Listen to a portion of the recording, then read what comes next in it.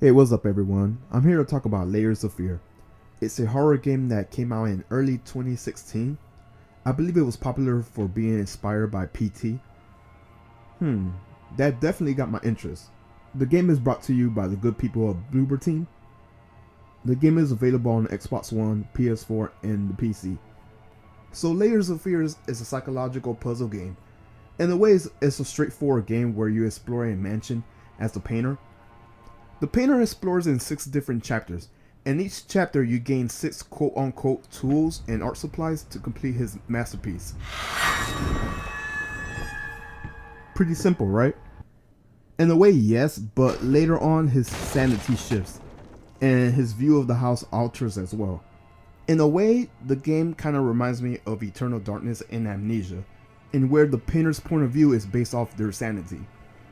Before you start the game, you get a disclaimer saying, Layers of Fear is a unique, immersive game experience in which every decision affects the narrative. As in life, it is the doors you open, the memories you take with you, and the shadows you explore that will define who you are. This may be our game, but it is your journey. And that's deep. The first chapter is pretty straightforward, so you won't be seeing anything crazy. I think it's until the house flips upside down that's where it starts. The gameplay is a first-person view of the painter in the manor. As I mentioned, you explore the manor by finding the painter's art supplies. You will come across many puzzles. Some puzzles are easy and some are quite cryptic. I should also mention that there's a lot of paintings throughout the house. For the most part, the biggest scare in the game are jump scares by stuff moving around and falling down. So it's nothing major. I will say this, the game has an interesting concept for its visuals. Some of the shifting of the house is pretty cool. Now as far as the story goes, it's kind of hard to avoid spoilers here. So if you want to avoid spoilers, I suggest skipping the timeline on the screen. Alright, so from picking up notes and hearing dialogues from the painters and voices with his wife, it's implied that the painter is determined to complete his masterpiece. His wife also used to be a model for him to paint. His wife also gave birth to his daughter. And things changed once his daughter was born. He started to drink a lot, and you notice it a lot. Because when you explore the house, you will see lots of wine bottles everywhere. But not only that, through the notes and dialogue as well, it's heavily implied that he started to neglect his family. The wife leaves and takes her daughter to a different home. It's later revealed that the house caught on fire.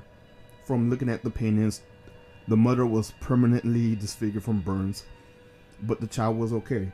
With that being said, he considered his wife ugly. The painter locked himself in his art room and drank. It can be implied that he abandoned his daughter as she is under his care after the fire incident. He started to hear noises. The family dog was constantly barking, and that could be because the mansion started to get infested with rats. Now, I don't know if he killed his wife, but it's definitely implied that he did. Now, is the game similar to PT? No.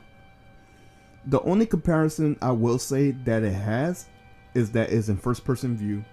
Some segments will have you walking in circles. So, yeah, you're walking in circles. And there's the ghost lady. In fact, the ghost lady is a complete copy and paste of Lisa from PT.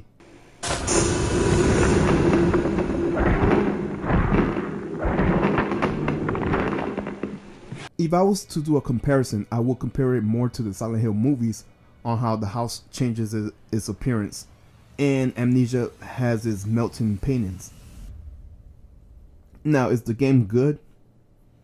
It's okay. Is it scary? Not really. The biggest flaw in the game is that you mainly can't die in the game.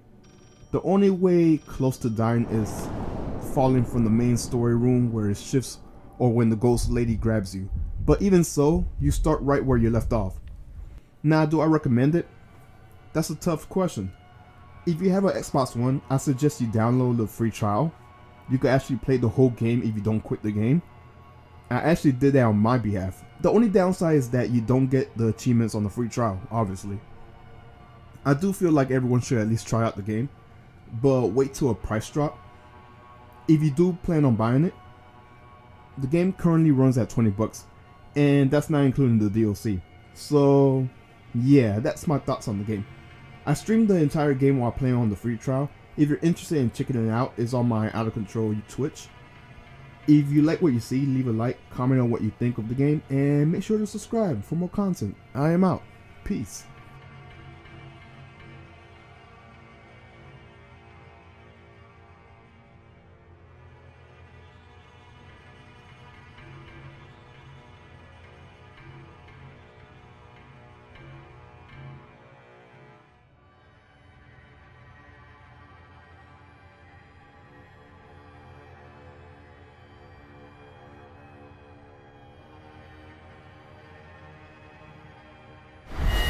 Oh shit.